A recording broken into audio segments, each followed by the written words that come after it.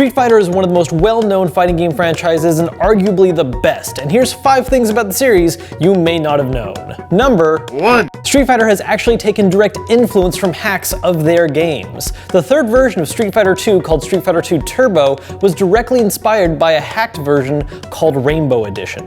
Rainbow Edition featured all kinds of ridiculous, overpowered changes to all characters, including heat-seeking Hadoukens, air specials, the ability to switch fighters mid-match, and moves that would travel across the entire screen super fast. But most importantly though, it sped up the entire pace of the game. Capcom USA had one of their employees, James Goddard, try out hacked versions of the game, and while the majority of the changes Rainbow made were completely broken, he did find that returning to the regular Street Fighter afterwards felt like an incredibly slow experience. This led to Turbo's increased speed and may have also inspired the addition of air specials in later games, such as Akuma's Air Go Hadouken. Number 2. Speaking of Akuma, both him and Street Fighter 4's Gouken were actually made thanks to an April Fool's Day joke. The original Street Fighter 2 had a mistranslation for Ryu's victory quote, saying, "You must defeat Shenlong to stand a chance," which was meant to reference one of his signature moves, the Shoryuken or the Dragon Punch, but instead sounded like the name of some other fighter. The gaming magazine EGM featured an April Fool's series of secrets, one being that Shenlong was Ryu's master,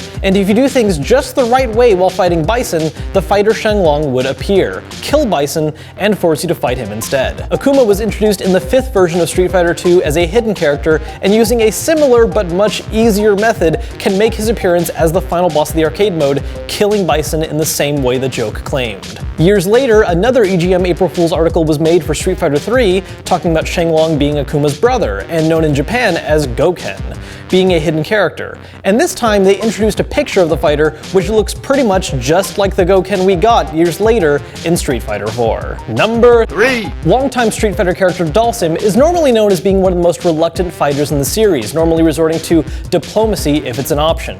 But just like all characters, he has his grudges, and there's one in particular that's especially nasty, and that's with Balrog. Like all fighters, Dhalsim's backstory enjoys its fair share of stereotypes, one of the odder ones being that he owns several pet elephants, which are featured on his stage's background in Street Fighter 2. During the plot of Street Fighter Alpha 3, Balrog practices one of his signature moves, the Gigaton Punch, by punching and killing an elephant in a single strike. And that elephant just so happened to be friends with one of Dhalsim's, leading to the Yoga Master's pretty understandable animosity against the prize fighter. That, and you know, he's a chief enforcer in one of the most comic booky style evil terrorist organizations infamous worldwide, but that's all secondary. Number 4. Speaking of Balrog, the fighter bears a very uncanny resemblance to real-world fighter and former heavyweight champion Mike Tyson, as well as a fighter from the original Street Fighter series named Mike. In fact, Balrog was originally named Mike Bison in the Japanese version of Street Fighter 2. But fearing a possible lawsuit from Tyson,